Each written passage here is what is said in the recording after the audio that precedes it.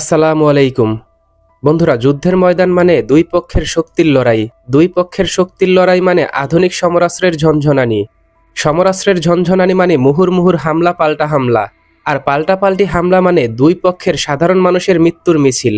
এখন দেখুন, যুদ্ধ মানে এত কিছু। যুদ্ধ মানে দুইটা দেশ ধ্বংস হয়ে যাওয়া, দুইটা দেশের সাধারণ মানুষের ধ্বংস হয়ে যাওয়া। आज हमारे पास काफी इंटरेस्टिंग टॉपिक है जिसमें ये बात की जा रही है कि बांग्लादेश हो सकता है कि ईरान से हथियार ले। तो इस वीडियो के अंदर हम ये देखने वाले कि क्या बांग्लादेश ईरान से कुछ इंपॉर्टेंट हथियार खरीद सकता है और ईरान के पास कौन से वो हथियार है जो बांग्लादेश खरीद सकता है। वैसे ईरान भी कोई इतना बड़ा मुल्क नहीं है, इतनी ज्यादा टेक्नोलॉजी में आगे नहीं जा चुका है, तो फिर क्यों बांग्लादेश ईरान से कुछ इंपॉर्टेंट हथियार खरीदने वाला है। तो चलिए रिपोर्ट देखते हैं और आपके साथ शेयर करते हैं कि बांग्लादेश ईरान से कौन से हथियार खरीदने वाला है और या खरीद सकता है कि नहीं। वीडियो देख के फिर आपके साथ बात करते हैं।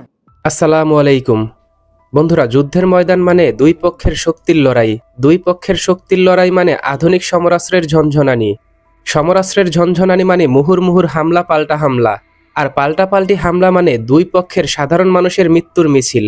এখন দেখুন, যুদ্ধ মানে এত কিছু। যুদ্ধ মানে দুইটা দেশ ধ্বংস হয়ে যাওয়া, দুইটা দেশের সাধারণ মানুষের ধ্বংস হয়ে যাওয়া। যুদ্ধ হয়তো দুইটি দেশের মানুষকে ধ্বংস করে ফেলে, দুইটি দেশ ধ্বংস করে ফেলে, তবে একটি যুদ্ধ বহু দেশের জন্য ভাগ্যের চাকা ঘুরিয়ে দিতে সক্ষম।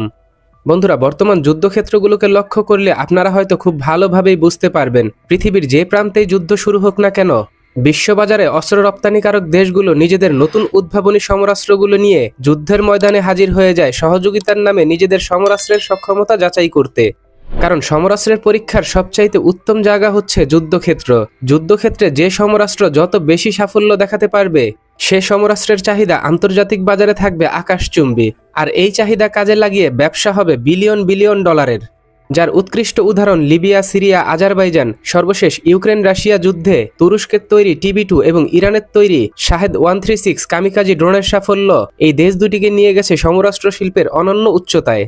পাশাপাশি ইউক্রেন রাশিয়া যুদ্ধকে কেন্দ্র করে যুক্তরাষ্ট্র তাদের F-35 যুদ্ধবিমান দিয়ে ইউরোপের বাজারে করেছে রমরমা ব্যবসা। তার বিপরীতে সৌদি ইয়েমেন যুদ্ধকে কেন্দ্র করে মধ্যপ্রাচ্যের বাজারে ফ্রান্সের ড্যাসল্ট রাফায়েল করেছে আরও বড় ব্যবসা। তবে এবার ইউক্রেন রাশিয়া যুদ্ধ পরবর্তী সময়ে চলমান হামাস ইসরায়েল যুদ্ধে ইরান তাদের সমরাস্ত্রের সক্ষমতা দেখাচ্ছে ইয়েমেনের হুতিদের মাধ্যমে। বন্ধুরা, আপনারা ইতিমধ্যেই জানেন, ইসরায়েলকে রক্ষায় যুক্তরাষ্ট্র, যুক্তরাজ্য, ফ্রান্স লোহিত সাগরে নিজেদের সর্বাধুনিক প্রযুক্তির এয়ারক্রাফট ক্যারিয়ার এবং হেভি ডেস্ট্রয়ার মোতায়েন করেছে। তবে ইয়েমেনের হুতিরা ইরানি শাহেদ ড্রোন ব্যবহার করে যুক্তরাষ্ট্র, যুক্তরাজ্য, ফ্রান্সের মোতায়েনকৃত আকাশ প্রতিরক্ষা ব্যবস্থাকে ফাঁকি দিয়ে ইসরায়েলে যাতায়াতকৃত সমস্ত পণ্যবাহী জাহাজকে নিজেদের খোলা টার্গেট হিসেবে পরিণত করে প্রতিবারই সফল হামলা চালাতে সক্ষম হয়েছে, যার মাধ্যমে এটা প্রমাণ হয়ে গেছে ইরানি সমরাস্ত্র প্রযুক্তি কতটা আধুনিক। এমতো অবস্থায় যুক্তরাষ্ট্র, যুক্তরাজ্য, ফ্রান্সের জন্য মরার উপর খাড়ার ঘা হিসেবে কারার নামক নতুন আরও একটি ড্রোন সার্ভিসে এনেছে ইরান, যার মাধ্যমে এক কথায় পুরো পশ্চিমা বিশ্বের ঘুম হারাম করে দিয়েছে ইরান। তো বন্ধুরা, আসুন জেনে নেওয়া যাক ইরানের তৈরি নতুন এই কারার ড্রোন সম্পর্কে বিস্তারিত কিছু তথ্য। ড্রোনটির উচ্চতা 1.5 মিটার, ড্রোনটি লম্বায় 3.8 মিটার, ডানার দৈর্ঘ্য 3.1 metre, maximum service ceiling 45,000 feet, combat range 500 kilometre, maximum range 1000 kilometre, maximum take off weight 750 KG, খালি অবস্থায় ওজন 500 কেজি, অস্ত্র বহন সক্ষমতা 250 কেজি। ড্রোনটিতে ইঞ্জিন হিসেবে রয়েছে ইরানের তৈরি একটি টোলো 5 টার্বোশেপ ইঞ্জিন, ক্রুজিং স্পিড 700 কিলোমিটার প্রতি ঘন্টায়, ম্যাক্সিমাম স্পিড 900 কিলোমিটার প্রতি ঘন্টায়।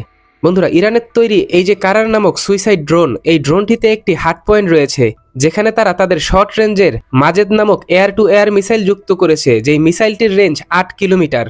এখন দেখুন, এই যে ইরানি সুইসাইড ড্রোন, এই ড্রোনটি যখন তার টার্গেটের দিকে ছুটে যাবে, তখন প্রতিপক্ষের এয়ার ডিফেন্স মিসাইল থেকে কারার ড্রোনকে কাউন্টার করতে যে মিসাইল ছোড়া হবে, সেই মিসাইল ধ্বংস করতে ইরানি এই ড্রোনের কাছেই রয়েছে এয়ার টু এয়ার মিসাইল। এর ফলে শত্রুপক্ষের যে কোনো আকাশ প্রতিরক্ষা ব্যবস্থাকে ফাঁকি দিয়ে নির্ভুলভাবে লক্ষ্যভেদ করতে সক্ষম হবে ইরানি এই ড্রোন, যার প্রমাণ কিন্তু ইতিমধ্যেই হুতিরা ইসরায়েলি বিভিন্ন জাহাজে হামলা পরিচালনা করে দেখিয়ে দিয়েছে। বন্ধুরা, আপনারা ইতিমধ্যেই জানেন, ইসরায়েলি জাহাজগুলোর নিরাপত্তা নিশ্চিত করতে আমেরিকা তাদের হেভি ডেস্ট্রয়ার জাহাজ মোতায়েন করেছে, যেগুলোতে রয়েছে লং রেঞ্জের আকাশ প্রতিরক্ষা ব্যবস্থা। তবুও ইরানি এই ধরনের ড্রোনগুলোকে লং রেঞ্জের আকাশ প্রতিরক্ষা ব্যবস্থা দিয়ে কোনোভাবেই পরাস্ত করতে পারেনি আমেরিকা। তাই নিশ্চিত করেই বলা যায়, ইরানি এই ড্রোন বর্তমান যুদ্ধক্ষেত্রগুলোতে গেম চেঞ্জারের ভূমিকা পালন করছে। এখন হয়তো আপনার মনে আরও একটি প্রশ্ন জাগতে পারে যে, হৃদয় ভাই, ইরানি সমরাস্ত্র ক্রয় করবে এমন দেশগুলো কারা? বন্ধুরা, ইরান সমরাস্ত্র রপ্তানি করে থাকে, এটা সত্যি। তবে ইরানের বেশিরভাগ সমরাস্ত্র বিক্রি হয়ে থাকে গোপনে। ইরানি সমরাস্ত্র ক্রয়কারী দেশগুলোর তালিকায় প্রথম সারিতে যে দেশগুলো থাকবে Myanmar, Venezuela, Cuba, Syria, Armenia, Russia সহ আরও বহু দেশ। চাইলে বাংলাদেশও গোপনে এই সমরাস্ত্র কিনতে পারবে, এটা শতভাগ নিশ্চিত। তাই যুদ্ধক্ষেত্রে ইরানি ড্রোনের ব্যাপক সাফল্য ইরানি সমরাস্ত্র বাজারকে বিশ্বজুড়ে সম্প্রসারিত করবে, এটা মোটামুটি নিশ্চিত। তো বন্ধুরা, ইরানি এই যে নতুন সুইসাইড ড্রোনের মাধ্যমে আমেরিকান আকাশ প্রতিরক্ষা ব্যবস্থাকে ফাঁকি দিয়ে সফলভাবে হামলা পরিচালনা করা এবং প্রতিটি দেশের সামরিক বাহিনীর জন্য সুইসাইড ড্রোন কতটা প্রয়োজনীয় এ সম্পর্কে আপনি কি ভাবছেন? আপনার গুরুত্বপূর্ণ মতামতটি জানিয়ে দিন কমেন্ট বক্সে। আমাদের ভিডিওটি ভালো লাগলে আমাদের সমর্থন করতে ভিডিওটিতে লাইক, কমেন্ট, শেয়ার এবং চ্যানেলটিকে সাবস্ক্রাইব করে সঙ্গে থাকুন। ধন্যবাদ।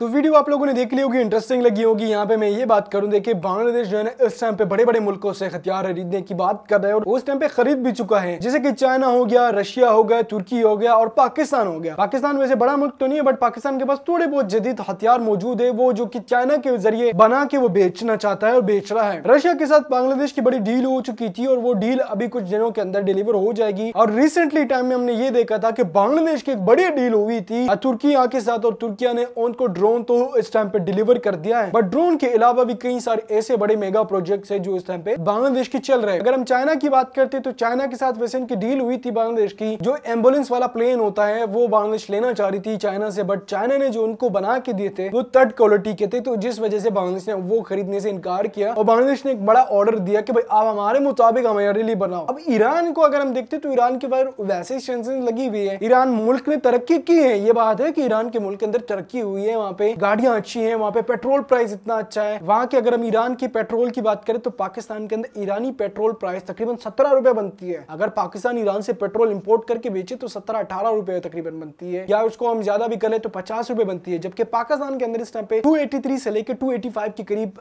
पेट्रोल बिक रहा है इस टाइम पे। तो पाकिस्तान अगर ईरान से पेट्रोल लेता है तो पाकिस्तान का फायदा, बट अगर बांग्लादेश ईरान से कुछ चीजें इंपोर्ट करता है तो बांग्लादेश का फायदा तो है। अब ये नहीं पता कि बांग्लादेश के अंदर कौन सी चीजों की ऐसी जरूरत है जो ईरान से खरीदना चाहता है। ईरान भी आपने देखा होगा, ईरान और सऊदी अरब की जो वॉर चली थी पाकिस्तान ने को बंद करवा दिया, बट दोनों मुस्लिम ममालिक आपस में लड़ रहे थे। बट अब यहाँ पे ये बात आती है कि ईरान के पास इतने बड़े हथियार है, इतने पावरफुल हथियार है, तो जी बिल्कुल ईरान के पास काफी ऐसे हथियार है जो मुल्क के अंदर बनाता है और वो बिल्कुल ऐसे सीक्रेट में लिए बनाता है, जो कि फिर उसी अगर आप लोगों ने देखे हुए साल 2021 और 2020 के अंदर ईरान और सऊदी अरब के बीच में जब लड़ाई हुई थी तो सऊदी अरब के पीछे ईरान ने यूज की थी और वो हथियार पे पीछे यूएस ने उनकी जो है सैंक्शंस लगाई और कुछ और चीजें भी थी। अगर बांग्लादेश इस टाइम पे ईरान से खरीदना चाह रहा है तो बिल्कुल खरीद सकता है, इंपोर्टेंट चीजें खरीदे, बेकार चीजें ना खरीदे। अगर बेकार चीजें खरीदी नहीं है तो फिर आप चाइना से खरीद ले। तो बेकार चीजों के ऊपर बांग्लादेश अगर पैसा इन्वेस्ट करेगा तो बांग्लादेश को कुछ भी फायदा नहीं होगा। बांग्लादेश को फायदा तभी होगा अगर वो ईरान से ले या चाइना से ले या रशिया से ले या तुर्किया से ले, किसी मुल्क से भी ले, अच्छी चीज लेगा तो बांग्लादेश को उसके अंदर फायदा होगा। वीडियो अगर इंटरेस्टिंग लगी है तो वीडियो को लाइक लाजमी करिएगा। मिलते हैं नेक्स्ट वीडियो में।